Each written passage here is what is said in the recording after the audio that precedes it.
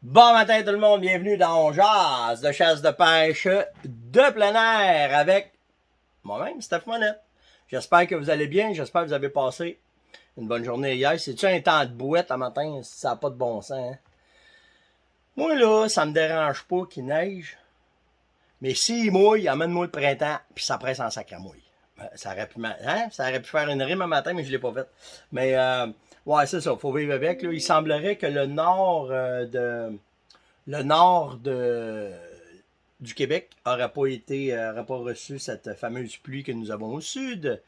Alors, si tu veux faire des activités de motoneige, qu'est-ce que tu fais? Des bonnes chances qu'on monte au nord en fin de semaine, qu'on aille voir ce qui se passe en Abitibi, aller voir des chums, aller triper un peu. On va aller voir parce qu'il fait vraiment, vraiment pas beau ici dans Laurentides. Je pense que ça s'en va vers Québec aussi. Fait que ainsi va la vie. Que veux-tu? Il n'y a pire que ça dans la vie, comme ils disent par chez nous. Euh, Plein de bons sujets. Ben, en tout cas, je pense que vous allez aimer ça aujourd'hui. J'ai tombé sur des études. Moi, juste baisser un peu. Je suis trop flash, trop foncé. Bougez pas. Et voilà. Euh, Trop de. J'ai reçu des informations intéressantes concernant deux études. Je vais vous parler de ça ce matin. Vraiment cool. Mais avant tout, quelques petites nouvelles. Bougez pas, ça c'est une question. Ça ici, c'est une nouvelle. D'habitude, je les faisais d'avance, mais j'ai oublié de vous le faire. Ça, c'est écœurant. Ça aussi. Et ça aussi. Quand même. Une, deux, trois, quatre, cinq nouvelles le matin. La première. Il faut que je vous montre ça. J'ai eu la chance de parler, ben la chance, tu sais, avec tout ce qu'il y a de disponible sur le web, euh, je suis à l'écoute, naturellement, parce que ça fait partie de ma job à Star. Puis, un gars qui s'appelle Richard Julien. J'ai capoté sur ce qu'il faisait. Fait que j'y ai écrit, puis j'ai demandé, tu peux-tu m'en faire un? Puis, je vais te le commander. Et, regardez bien ce qu'il fait. C'est hallucinant. Richard, c'est un artiste peintre. Mais il peint pas sur n'importe quoi, il peint sur des plumes de dindon. Puis checkez ça, ce que je me suis fait faire. Là, vous voyez, on va le mettre demain. Demain, vous le voyez bien. Je me suis fait faire ça sur une plume de dindon. C'est un super beau cadre. Il était sharp, il a mis le logo de la ferme en bas avec l'année que j'ai fait faire ça, parce que c'est l'année de la récolte de mon mule. Mais j'ai fait faire la peinture de mon mule comme je l'ai vu, comme je voulais avoir, la face qu'il a faite quand, quand, quand je l'ai vu. Puis j'ai demandé de me peindre ça. Et c'est d'une beauté, là. C'est hallucinant comment est-ce que c'est une belle pièce. Je me promène en faire d'autres. Là, je t'ai prêt à penser qu'est-ce que je peux demander parce que j'ai plein d'idées. Mais je voudrais avoir peut-être d'autres choses. Mais puis ça rend pas la beauté du travail quand vous le voyez en vrai. C'est vraiment malade. Beau cadeau de la fête des pères, beau cadeau de la fête à quelqu'un. J'ai pas trouvé ça trop dispendieux. C'est raisonnable pour une pièce d'art comme ça. Puis ça reflète exactement ce qu'on aimerait ou commenter. En tout cas, je trouve que c'est un maudit beau souvenir. Puis ça, ça a une signification. En tout cas, by the way. Puis surtout, c'est un artiste. Alors, on a tout le temps un degré d'appartenance envers nos artistes. Fait que son nom, c'est Richard Julien. Si ça vous intéresse de vous faire ça, qu'une femme qui veut faire un cadeau à son chum, un chum qui veut faire un cadeau à sa blonde, c'est sa spécialité de dessiner des animaux comme ça. Fait que venez me parler directement sur Messenger. Ça va me faire un gros, gros, gros plaisir de vous transférer Richard. Je vous donne un numéro de téléphone quand même si c'est mieux pour vous autres comme ça. Pour le rejoindre, c'est 450-802-7983 ou allez sur Facebook, tapez Richard Julien, vous allez voir sa page et vous allez pouvoir vous le commander, d'y envoyer la photo que vous voulez, enfin, tout ce que vous aimeriez avoir, là, que Richard peut vous personnaliser de ça, mais c'est d'une beauté hallucinante. Je vous le dis, là, c'est vraiment capoté. Dans un autre ordre d'idée, Chasse et pêche 2.0 à soir lance son live du jeudi soir et c'est un immense live ce soir, 2500 pièces de prix. C'est le lancement du partenariat avec Sentier Chasse et Pêche. Steph Bailey va être là. Vraiment, vraiment, vraiment, ça va être une belle soirée. Puis la formule Chasse et Pêche 2.0 évolue. Ça, c'est nice. C'est le fun parce que ça montre que quand il y a des affaires comme ça qui arrivent, il y a une affaire, moi, que je trouve positive, c'est que ça emmène ça stimule notre industrie, ça stimule nos connaissances, ça amène nous autres à comprendre d'autres choses, à voir d'autres choses, à connaître d'autres choses. C'est vraiment, vraiment cool. Fait que je suis vraiment content que Serge ait fait ce partenariat-là avec Sentier, puis que ça va amener plein de nouvelles collaborations. Ça va rendre Chasse et Pêche 2.0 dans un autre niveau. Fait que vraiment, sharp thing. Fait que à soir, 7h30, on va écouter ce live-là, sûr et certain. Non, ben, je suis pas là à soir. Mais non, je me doute bien, là, il va me faire demander ça. Non, je suis pas là à soir. Ben, peut-être faire un coup. Je vais aller cogner à la porte, dire salut les gars, félicitations, puis après ça, on va aller faire d'autres choses. Mais vraiment, vraiment un bon live. Ça va être de quoi de vraiment cool. Vraiment, vraiment. Merci pour les formations. Hier, ça a été hallucinant. Pas les ventes que je vais vous parler, mais les commentaires que vous m'avez envoyés. Ça me touche vraiment. Vous êtes un astique de bonne gang, la gang de On Jase, puis la gang de coach de chasse, puis c'est encourageant. Puis quand on fait ça, là, je compare ça à la même affaire qu'un artiste qui lance un disque. Il ne sait jamais comment est-ce que le monde va. Nous autres, on pense que c'est bon, mais on ne sait pas comment est-ce que c'est. Puis ce qui m'a vraiment, vraiment touché, c'est que la majorité des commentaires que j'ai reçus, c'était parce que ceux qui commencent à chasser. Ils ont dit, tabarouette, tu nous réveilles sur des points, sur des affaires. On pensait jamais que ça pouvait être jusque-là. Puis, tu sais, cette fameuse formation-là, c'est l'idée de Yann. Hein? C'est Yann. J'ai trouvé ça nice hier qui a fait une vidéo pour dire, c'est mon idée, c'est moi qui ai fait ça. Puis, je trouvais ça cool avec mon père. Puis... Mais, tu sais, il y a des affaires qu'on fait dans le bois par instinct. Puis, c'est ça que vous voulez aller chercher, montrer. Ça pouvait être quoi l'instinct? Ça pouvait être quoi de juste voir une feuille tournant à l'envers, puis là, tu fais, première affaire, pourquoi qu'il y a de même? C'est avec le vent, il y a la taille des traces. Ah non, il y a un orignal qui a passé là. Regarde. Ah non, regarde, le chevreuil a fait ça. C'est ici que ça se passe. On va juste se tourner vers la transition. Regarde ça, regarde les traces, regarde comment c'est. C'est ça qu'il a fait. Il y avait la caméra sur mon épaule, là, puis il m'a suivi. D'habitude, je le fais dans ma tête, parce que je le parle pas. Mais là, il me disait, pas tout ce que tu vois, dis-le. Je veux le savoir, je veux voir. Fait que c'est ça que ça a fait, ce fameux. C'est pas une formation.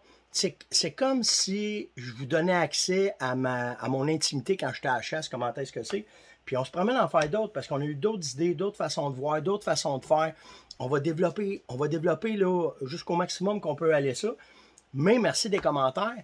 Puis je vous demande une chose, si vous êtes capable, envoyez-nous des suggestions. Quand là, vous voyez, je ne sais pas, vous pouvez m'envoyer ça par Messenger, quand vous voyez les publicités, tu sais, vous voyez là qu'on l'annonce, ben d'un commentaire, moi c'est facile d'aller voir là-dedans. Fait que faites, hey, on trouve ça écœurant, on aime ça comme ça, ça apporte ça. J'aimerais ça, par exemple, dans le prochain, tu fasses ça. Ce qui m'a beaucoup aidé, c'est pour le prochain qu'on va faire, c'est le fameux concours qu'on a fait avec Coach de chasse, que je vous demandais des sujets, des idées. Vous m'avez envoyé 1400 commentaires. Là-dedans, c'est une mine d'idées, d'informations que vous m'avez envoyées. Fait que, on prend tout ça en considération, puis à partir du printemps, on rembarque sur des nouvelles affaires, des nouvelles techniques. Pas des nouvelles techniques, mais une niaiserie hier, là, c'est Yann là, qui me dit là, si, arrête de te promener et faire des affaires, filme-toi. On regardera si c'est bon, c'est pas bon. Hier, quand je finis de travailler et de décompresser, soit en embarque sur mon 4 roues, soit en embarque sur ma motoneige, puis je vais faire un tour. Puis là, je décide, mettons, m'envoyer tel lac. Parce que moi, ici, à 10 minutes de motoneige de 4 roues, je tombe dans mes territoires de chasse. Fait qu'hier, embarque sur la motoneige, je vais aller faire un petit trek. Parque ma motoneige, blablabla. Là, je tourne, je saute d'un trou, je descends d'un cric, arrive d'une coulée, pour monter vers un lac, je vais aller voir parce que là, il faisait moins froid. Je voulais voir si les criques étaient pour ouvrir, pour voir si les martes, pas les martes, mais les loutres étaient pour passer. Fait que je pars, on va voir ça. Je reviens d'abord, je reviens. Puis là, en m'en revenant le long de l'autre bord, c'est une place que je ne vois pas souvent parce que on est tout le temps sur le bord gauche, on va jamais sur le bord droit. Je m'en viens, puis là, qu'est-ce qu'il y a sur l'arbre? Arrête la motoneige, je saute dans la neige, je mets mes raquettes. On va voir dans le patch. Asti. Il y a un orignal l'année passée qui a scrapé des arbres. Puis ici, il n'y a pas beaucoup d'orignal. Ah ben, le tabarnane, il était ici. C'est ici, dans le temps du rut, qu'il a fait ses affaires. Fait que là, poing, regarde ça, ouvre mon coffre de skidoo, regarde dans le fond, j'ai tout le temps un bloc. Tout le temps, tout le temps. La Star, ça me suit partout, ça. Tout le temps un bloc de Vitalmix. Parce que c'est l'équivalent de 3 sachets et demi. C'est facile à transporter, ça se magane pas facilement. C'est parfait. OK? Ça, là, c'est une des affaires les plus cool pour moi que j'ai trouvé. Moi, la seule affaire que je fais, je les passe tout au milieu. On me fait un trou. J'ai une vis de 4 pouces à bois. Puis je me fais un washer en plastique. Alors, regarde ça, hein, il était ici, pogne un arbre, pogne ma scie, coupe un arbre à peu près ce grosseur-là, pogne le bloc, mets ça dessus. Puis là, je viens pour partir, je fais « Hey! » Il m'a dit de filmer ça. J'ai juste filmé ça. Comment j'ai fait, petite technique, je vais vous la mettre aujourd'hui, là, tu sais. Mais ça, ce que ça fait, c'est que ça fait des micro-salines, les fameuses micro-salines qu'on parle tout le temps, des micro-emplacements, juste pour voir. Moi, il faut que je fasse attention, j'en fais partout, puis des fois, je les oublie. Mais celle-là, à Star, tous les territoires que j'ai, je fais un point de GPS, je mets ça dessus, puis boum, c'est fait. Fait que, tu sais, c'est ces affaires-là qui ont amené à faire cette fameuse formation-là. Puis, là, celle qu'on a faite là, c'est la première. Chevreuil orignal, on a amené plein d'affaires là-dedans, mais j'ai besoin de vous autres. J'ai vraiment besoin de vous autres pour les commentaires, j'ai besoin de vous autres pour les idées. Qu'est-ce que vous aimeriez? Le but, là, c'est juste d'aller vous chercher le maximum d'infos, puis de pouvoir vous transmettre ça après, puis que ça reste, puis vous allez pouvoir, après ça, une fois que vous avez acheté le reportage, ben, vous pouvez, il ne se download pas dans votre téléphone, mais vous avez des accès, vous pouvez l'écouter tant de fois que vous voulez, il n'y a aucun problème. Fait que, c'est ça, la patente. Ça, c'est fait. Fait que merci vraiment, puis j'attends vos commentaires. Petite plug pour la fermonnette. Tu sais, quand je vous dis que je trouve des balles, je vous dis où? Ben là, je vais vous le dire. Les casquettes sont arrivées. Ça faisait exactement 7 mois qu'on était back-order ces calottes. Fait que s'il y en a qui sont intéressés d'avoir les calottes, là, les spéciaux avec les tasses, là, ça va tout être là. Fait qu'on a des calottes qui sont 7 mois d'attente pour les recevoir. D'habitude, on recevait ça en 6 semaines. 7 mois. C'est incroyable, hein? Puis la même affaire pour les blocs. Là, je vous parlais des blocs Vitalmix. La même affaire, on a eu un lot de blocs Vitalmix hier qui est arrivé. Donc, ceux qui étaient BO, on va vous les envoyer. Puis ceux qui en veulent, ben, on va vous en envoyer aussi. Mais on n'a pas reçu beaucoup, hein? On a reçu à peu près, si je ne me trompe pas, on n'a même pas reçu 300. Fait que ça va partir comme ça. Et c'est la beauté de la pandémie, cette patente-là. Fait que ça, c'est fait. OK, dans les questions. J'avais-tu d'autres nouvelles? Non, ça c'est fait. OK. Dans les questions. Ah, je vais vous parler des études que j'ai pognées. OK. Il y a une étude qui a été faite sur le contrôle de la prédation. Tu sais, on se demande si la chasse, si la trappe, ça a un incident. Est-ce que les coyotes sont trop présents? Est-ce que les coyotes jouent sur le recrutement des veaux? Ça, ce qu'on appelle le recrutement, c'est combien il y a de veaux qui viennent au monde. Est-ce que ça fait un changement? Il y a eu 2 études qui ont été faites, une par l'Université de la Géorgie et une par l'Université, je ne l'ai pas marqué, mais en tout cas, c'est 3 ans d'études sur le recrutement des veaux par rapport à la prédation sur le coyote. Et 3 ans d'études, et les 2 études montrent clairement que le coyote a un impact radical sur les petits chevreuils, surtout dans les premiers 3 semaines de leur naissance. Puis, où est-ce que j'ai capoté sur cette étude-là, puis j'ai fait, ben voyons donc, pour être certain de ce qu'ils faisaient, ce qu'ils ont fait, puis ça, moi, je fais ça chez nous.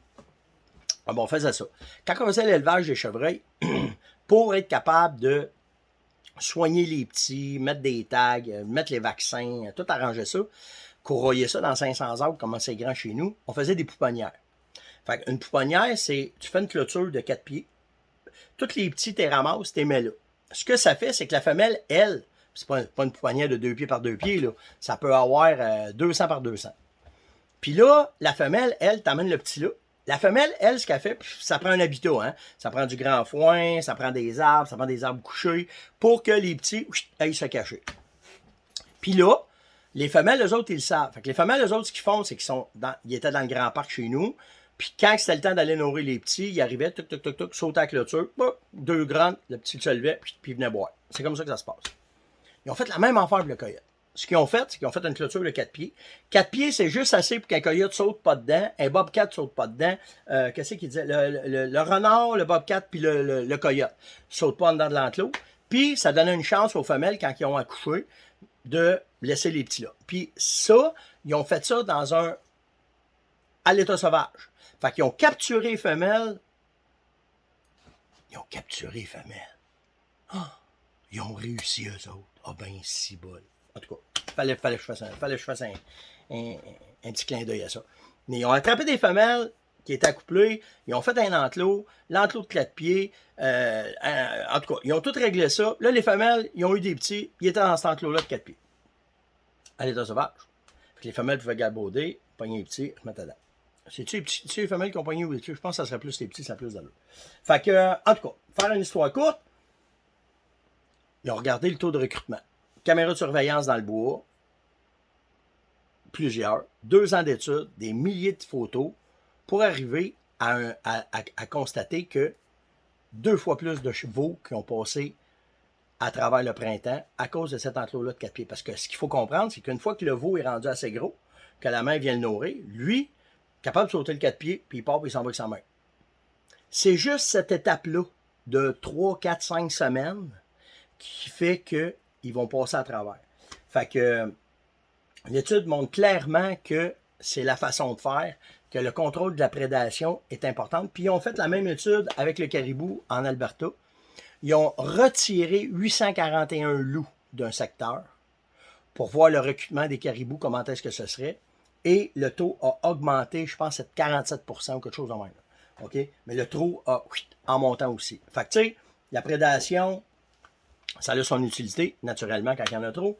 Sauf que, quand la prédation est trop forte, ben là, c'est dangereux. Fait que si on se pose des questions pour nos caribous, en Gaspésie, ça compte, non, on a une réponse. Alors, je dis ça de même. S'il y a quelqu'un qui m'écoute, je dis ça de même. OK? Bon. L'autre affaire que je veux vous parler, ça, c'est malade. Ici, s'il fallait qu'on fasse ça, il y aurait des matantes qui viraient fous en esti, des chouclaques de béton qui ne dormiraient plus à la nuit. Ils ont des problèmes de sangliers en Louisiane.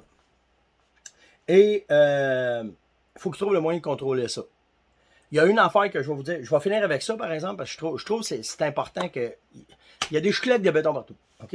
Fait que ce qu'ils ont fait, l'Université de la Louisiane, ils ont fait une étude pour trouver un moyen de les empoisonner pour les tuer. Oh, tabarnak. Ça, c'est pas cool.